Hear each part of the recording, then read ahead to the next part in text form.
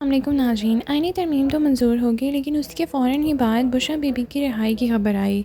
तो क्या ये ऐसा फ़ील हो रहा है कि बर्फ़ अब पिघलने लगी है? पीटीआई के लिए मामलात अब सही होने लगे हैं? नाज़रीन, फैसल वाडा का कहना है कि अब पीटीआई की क़यादत चाहती है कि बयानी पीटीआई की दोनों बहनें जेल ही में रहें। फैसल वाडा ने कहा कि अब मैं भी ज़ोर लगाऊंगा कि बानी पीटीआई की दोनों बहनें बाहर आ सकें, क्योंकि वो अपने भाई के साथ बहुत मुखलिस हैं। अमेरिका से ऐसे वक्त में 40 सेंटर्स खत भी लिख देते हैं। ये अमेरिकी सेंटर्स फ़लस्तीन पर बात नहीं करते, लेकिन पीटीआई के लिए ख़त लिखते हैं। उनका ये भी कहना था कि ये सारा खेल है, इससे कौम को आगाह करना चाहता हूँ। फैसल वाडा ने यह भी कहा कि हुकूमत पर दबाव डालने के बजाय ये लोग कहें और दबाव डालें तो बेहतर होगा। नाज़रीन, उस दिन के धरने पे भी उनका कहना था कि अली अमीन गंडापुर ने कॉल की कि सारे ही वर्कर्स डी चौक पहुँचे, लेकिन खुद वो केपी के हाउस में चले गए और फिर वहाँ से गायब हो गए। पीटीआई इस हुकूमत को फॉर्म 47 की हुकूमत कहती है, फिर साथ भी बैठती है। ये क्या हो रहा है? पीटीआई की आदत कहती थी कि बानी से मिलने नहीं दिया जाता। फैसल वाडा का ये भी कहना है कि मुलाकात पर पाबंदी के बावजूद पीटीआई की आदत की बानी से मुलाकात भी करवा दी गई। ऐसा कैसे मुमकिन है? बानी से मुलाकातें बंद कराने की ख्वाहिश पीटीआई के अंदर से ही आई है। फैसल वाडा से पूछा गया कि आप अगर आपसे इमरान खान की मुलाकात करवाई जाए तो क्या आप पार्टी का दोबारा हिस्सा बनना चाहेंगे या नहीं?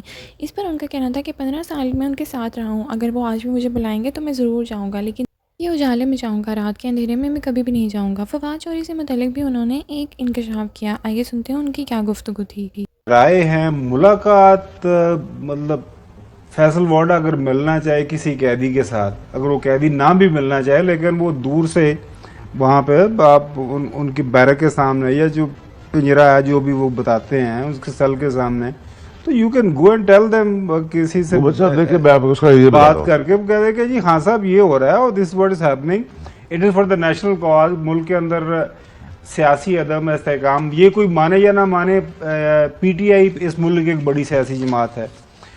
बहुत मतलब कि मिलियंस के अंदर लोग हैं जो इमरान खान जो बानी पीटीआई को फॉलो करते हैं और उनकी अच्छी या बुरी सियासत जो भी है उसके ऊपर वो जो है उसको लब्बैक कहते हैं।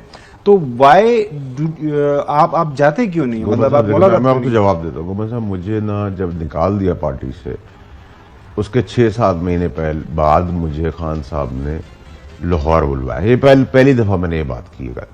क्योंकि वो विटनेस बैठा हुआ था, तो मुझे उन्होंने बुलाया कि आके मुलाकात करो। तो नेचुरली मेरे लीडर रह चुके, मेरे बॉस रह चुके, तो मैं बराबर आज भी मुझे आवाज़ देके तो मैं जाऊँगा ज़रूर। पार्टी में मेरा कोई इंटरेस्ट उस दिन भी नहीं था, ना आज है। निकाल दिया तो निकाल दिया। मैंने खुद का रात को मैंने कहा नहीं सर, मैं दिन के उजाले में आऊँगा। फिर मेरे पास फवाद चौधरी आया। फवाद चौधरी उस टाइम पे खान साहब का बहुत एक्सट्रीम क्लोज था। उसने मुझे लाहौर के अंदर कैंप चल रहा था, तो फवाद ने कहा, और कल एडमिट भी किया फवाद ने। मैंने कहा तू बच्चों की कसम खा के बोल दे, ठीक है।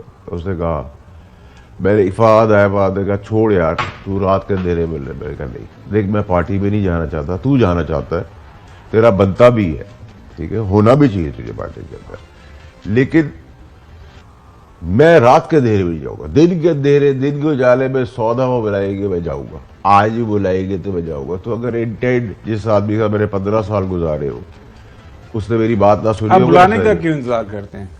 देखिए सर, बुलाने के ऊपर थी तो उनको रियलाइज होगा कि ये जो कह रहा, उनको रियलाइजेशन अभी भी नहीं हो रही ना। अभी भी उनसे वही आग बगोला, वही आग जलाना, वही लड़ाई मारधाड़ करना के ऊपर लगाया हुआ है, तो मेरा जाना बेकार हो जाएगा, ठीक है।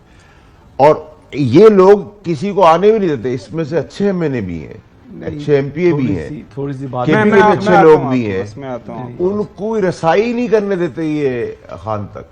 इसलिए नहीं करने देते खान साहब तक कि वो जाके सच बता देते कि इनका पोल खुल जाएगा। लेकिन मैं 15 साल से जो उनको जानता हूँ, अल्लाह करे कि वो जो मैं समझ रहा हूँ वैसा ही हो, वो भी अब अंदर खाने जान गए कि ये बिक चुके हैं, ये कॉम्प्रोमाइज है, सारे चॉइस नहीं है। और एक आदमी कमरे के अंदर है, उसको क्या पता कौन सा क्या खेला। अभी ये मैंने अमेरिका का आपको बताया, ये उनको ये बताया हुआ है तुम्हारे लिए हम कर रहे हैं लॉबीइस्ट के थ्रू।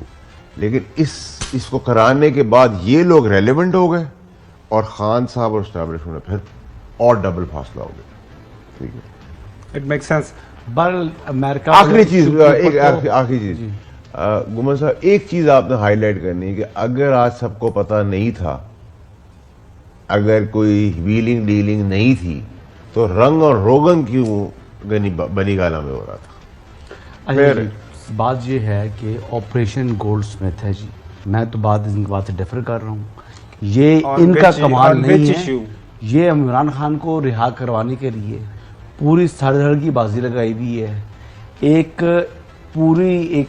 ऑपरेशन चल रहा है जिसमें इसराइल इन्वॉल्व है। टाइम ऑफ इसराइल की तरफ से बार बार आर्टिकल आ रहे हैं, वो कह रहे हैं कि हमारा ही आदमी था पाकिस्तान। लेकिन हसन जी वो बात कर रहे हैं, ये कह रहे हैं कि वो सारा जो इनिशिएटिव लिया गया है, बात को मैं उससे फायदा हुआ कि नुकसान हुआ? उससे फायदा हुआ, नुकसान हुआ? उसका पर्पस ये है कि वो चाह रहे हैं कि किसी तरीके से दबाव बढ़ाएं रास्ते पाकिस्तान के ऊपर। तो फिर आज जवाब दिया ना हमारे जो तर्जुमान है दफ्तर खारजा की, उन्होंने सही जवाब दिया कि अमेरिका अपने काम से काम रखे। ये हमारा पाकिस्तान का इंटरनल अफेयर है और वो सेनेटर्स जो हैं वो पाकिस्तान के अंदरूनी मामलात में मुदाखलत देखिए समझने की कोशिश करें। वो ये जो बड़ा साहब का आर्गूमेंट ये है कि ये सारी जो कोशिश होती है, अब इसके पीछे एक वो जो थ्योरी उनकी है, जो वो ये डॉट्स कनेक्ट कर रहे हैं कि उसका मकसद ये है कि खान साहब और एस्टैब्लिशमेंट के दरमियान ये दूरियां पैदा की जाएं और बताया जाए कि देखें तुम्हारी पार्टी की गारे। जी ठीक है। अच्छा, अभी फैसल बड़ा साहब ने बात की है जनरल फैज की, आपके पास भी कुछ इन्फॉर्मेशन है? जनरल फैज के ऊपर बहुत सारी चीजें चल रही हैं जी, कि वो उसके पास ये भी इन्फो है, ये भी इन्फो है। कल जो है मैं डिफेंस मिनिस्टर साहब को मैं सुन रहा था, प्रोड्यूसर साहब अगर हम सुना सके, वो कह रहे हैं कि जी अभी तक तो उनके हवाले से इन्वेस्टिगेशन लेवल पे भी कोई चीज नहीं शुरू हुई, ऐसे खाम में ज्यादा चीजें इंक्वायरी तो हो रही है जी, इन्वेस्टिगेशन और इंक्वायरी तो चल रही है। क्या फरमा रहे हैं? जनरल फैज साहब का जो है, जो मिलिट्री ट्रायल शुरू हो चुका हुआ है, ये बात जो है कोई मुझे कम से कम नहीं पता इस बात का। जो मेरी अंडरस्टैंडिंग है कि उनको तो इंक्वायरी के लिए जो इन्वेस्टिगेशन है उसके लिए लिया गया हुआ है। Once that investigation is completed तो उसके बाद ही कुछ चालान वगैरह बनेगा ना, तो मिलिट्री कोर्ट में जाएगा। तो कहाँ तक पहुंचा वैसे उनका केस? कब तक? अभी बेसिकली जो इसकी कार्रवाई है समहाउ इसके हवाले से अपडेट्स तो अभी तक वो पता है, जब तक ऑफिशियली नहीं आएंगी तो वो ज़्यादा क्या सही हैं। तो मेरे ख्याल से जो मेरे पास अपडेट है, मेरे ख्याल से अभी तक वो ट्रायल जैसे वो डिफेंस मिनिस्टर साहब ने बात की, वो स्टार्ट नहीं हुआ।